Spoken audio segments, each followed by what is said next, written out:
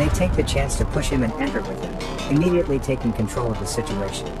Every person present is thrown to the ground, their cell phones are taken, and after the thieves empty the cashier station. Welcome back. Today I will show you a crime, drama, thriller film from 2010, titled The Town. Spoilers ahead. The neighborhood of Charlestown, Boston is known for its high amount of bank robberies all year long. 4 long-life friends are particularly good at it: Doug, Jem, Blonesy, and Des. Doug is the brain behind their plans, and he tells the other 3 all the details they need to memorize without fail before their next operation. When a guard enters the bank carrying a money bag, they take the chance to push him and enter with him, immediately taking control of the situation. Every person present is thrown to the ground, their cell phones are taken, and after the thieves empty the cashier station, they make manager Claire Kesey open the vault. After taking all the money and putting the security camera's hard drives in a microwave to destroy them, the thieves start pouring bleach all over the place to take care of any possible DNA proof, unaware that Claire is pressing a silent alarm button with her foot until it is too late. When they finally notice, Jem beats up the assistant manager believing it was him, and as he violently moves, Claire gets to see his neck tattoo. Seeing as the police are about to surround them, Jem decides to take Claire with them as a hostage, which is something they never do. They blindfold her before taking off their masks, and once they are far enough from the bank, they drop her at the beach, not needing her anymore.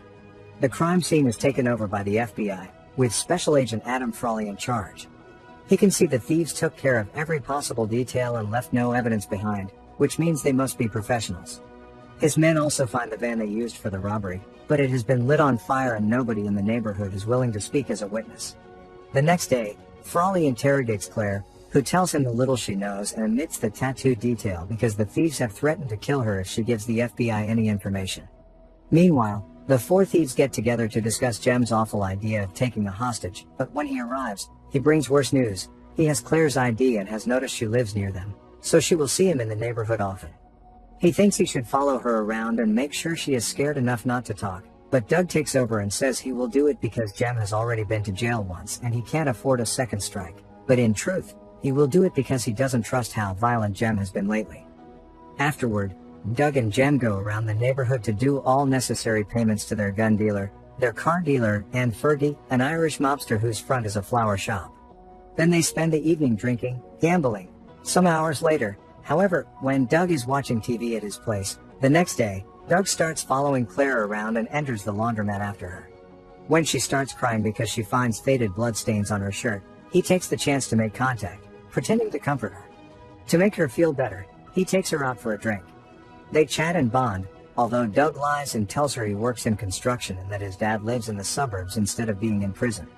Then he takes her on a boat ride, claiming it belongs to a friend, but actually he is breaking in just for this. When she asks him about all the bank robbers that live in Charlestown, he just says stories are exaggerated. The following day, when Doug meets with Jem, he tells him he has Claire under control and that she doesn't need to be killed. After interrogating and beating up a criminal contact of his, Frawley gets a clue. These thieves didn't do trucks like others, they knew how to work the box. This kind of knowledge can only be acquired while working somewhere like Vericom, so they start looking into work records and employee profiles. Frawley also meets Claire for lunch to ask her some more questions and tries to flirt with her, but she mentions she is already sort of seeing someone. Claire and Doug start going out together, a fact Doug keeps hidden from his gang. The closer they become, the more they share about each other. Claire admits she is working with the FBI, and Doug pretends to be simply curious to ask her if they have any possible suspects. She also mentions the tattoo she saw, which she doesn't know if bringing up to Frawley because if it may get her killed. Doug advises her to keep it a secret for now as a card she can play later, especially if it means avoiding witness protection. In return, Doug shares that his mom left him when he was 6 and he tried to find her, but his dad never did anything about it. During one of their dates, Claire talks about having to take the long way to work because some gang members throw bottles at her vehicle if she takes the normal road. So after dropping her at her home, Doug picks up Jem and together they go intimidate the assaulters. Doug only beats them up and plants some drugs, telling them to leave before the week ends, but Jem gets too much into it and shoots the guy's leg before taking off his mask and showing him his face. Doug isn't happy with how violent Jem has been lately. Meanwhile, Frawley finds Des's file as a Vericom employee, whose sick days match the dates of various bank robberies. This allows them to follow him into a family barbecue and discover the identities of the whole gang, although they still are missing hard evidence to catch them. For now, Frawley orders his agents to keep surveillance on all of them. While having lunch together on a sunny day, Claire tells Doug that this weather reminds her of the day her brother died. When she leaves the table for a moment to go to the restroom, Jem suddenly shows up and sits with Doug, who is now worried he will find out his secret, so he tries to make him leave to no avail. Claire comes back, and while Jem is clearly shocked to see her, he still plays along and chit-chats for a bit before leaving, as Doug makes sure to say goodbye to him as an excuse to cover the tattoo with his hand. Later, Jem confronts Doug about her, thinking it is a terrible idea to sleep with the person that could send them to jail. He hasn't told the others, but he wants Doug to do something about it and concentrate on their next operation instead. Doug doesn't think they are ready for their next robbery because he doesn't like the guys they will be working with, so they should find someone else. Jem insists, however, so Doug gives in under one condition: this will be his last job. Afterward, he goes to see his father in prison to tell him he may be going away for a while and ask him why he never looked for his mother. His father replies that there is no point in trying to make a mother out of someone who clearly doesn't want to be one. When Friday comes, it is time for their next operation. They get some hair from a hair salon to plan as fake evidence, wash themselves thoroughly, and clean all their equipment with bleach so it doesn't have fingerprints on it. Then they take the car to follow an armored truck and rob it as soon as it parks. Things go smoothly at first, but one of the guards tries to fight back and aims his gun at them. The police are also coming after them, so as not to waste any more time, they kill the guard and go back to the car, driving away as fast as possible not to get caught. They cause many crashes in the way, and when the cops finally corner them, they shoot them too before driving back and escaping through the way they come. This time Glonsey tries some risky driving moves that allow him to make the police cars crash against each other, and they finally get to lose them when they find their fourth team member waiting for them in another car. So they change vehicles and light the previous car on fire, blocking the way for the cops. Frawley, who is following the case from his office, orders the police to close the bridge, but it is too late. The thieves cross it before the cops get there. As they change vehicles again, they are seen by a random officer that is parked nearby, but he turns a blind eye on them. While they don't have any legitimate proof to use yet, Frawley wants to at least talk to them, so he sends his men to bring the four of them in for interrogation.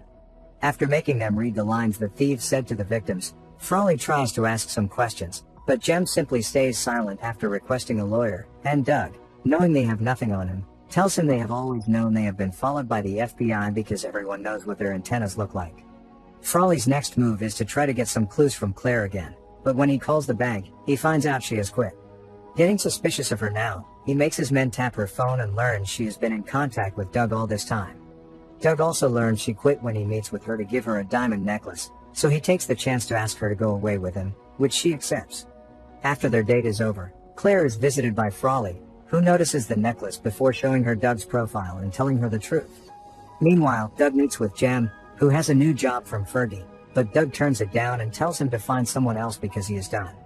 This enrages Jem, who accuses him of abandoning Chris and her baby, but Doug reminds him nobody knows who the father is, and while he's thankful Jem's family took him in as a kid, it was never going to be the three of them happily playing house. Jem points out that he once killed a guy to protect Doug and went to prison for 9 years for it, but Doug isn't touched. He still turns down the job. He then goes to see Fergie to inform him of this as well, but Fergie doesn't want anybody else because Doug is the real brain here.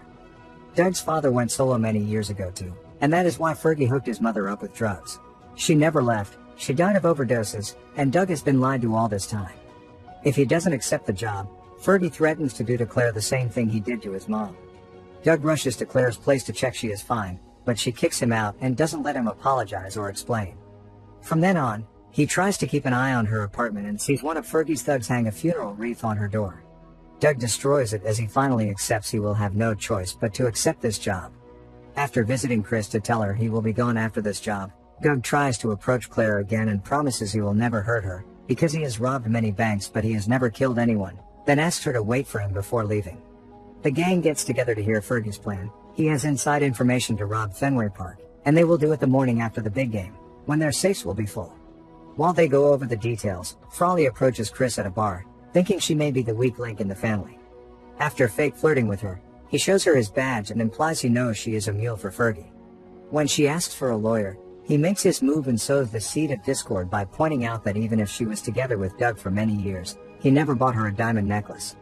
Chris gives him a fake lead, so the day of the operation, Frawley and his men follow the wrong truck while Chris visits Doug to ask him to take her with him because she also wants a new life, but Doug kicks her out after telling her he is leaving with someone else. Frawley finds her later in the hospital after she crashed her car while under the influence, and he promises he will find protection for her and her kid in exchange for information. Feeling as she is always getting used, she gives in and tells her about Fenway Park. While Des uses his electrician knowledge to disable the alarms and security cameras, Doug and Jem dress up as cops and are allowed inside the stadium by a contact of Fergie's. They come across some employees and guards, but their police act doesn't work out and soon they are taking out their guns and making the men lower themselves to the floor so they can tie them up. Next, they go up to the cash room and tell the employees to open the door and not to make a distress call because they have men outside their homes and they will shoot their wives if they try anything. Obviously they are allowed to come in, and after filling their bags with as much money as possible, they leave through the parking lot, where Glownsy and Des are waiting for them with an ambulance. The FBI is already surrounding the perimeter, but as soon as Jem sees them trying to sneak in, he opens fire on them. A shootout between thieves and agents begins and Glownsy gets shot in the middle of it, but at least they got him on the vest. While the other three continue to shoot, Des sneaks back and opens the door so they can push the truck with the agents out of there. After he closes the door again, Doug tells Des that unlike the others, he doesn't have a police record, so he can walk out and get only 7 years and none of them would blame him for it. Des, however, feels rather insulted by this and stays after throwing the F-word at Doug. The FBI throws some stun grenades through the windows then, and while the thieves' senses are compromised, they send special agents inside that shoot Des as soon as he stands up.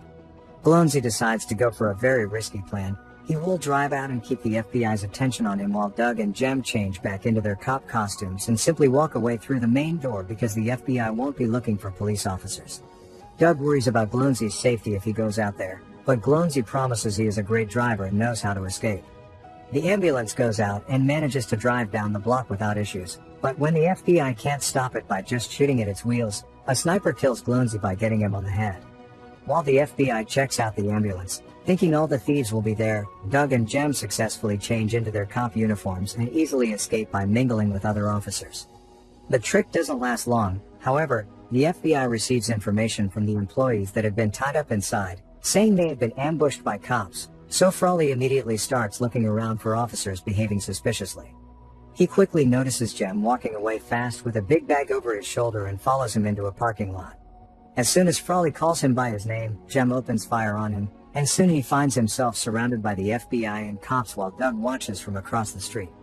Frawley manages to wound Jem on the leg, so he hides behind a mailbox, only to realize he is out of bullets.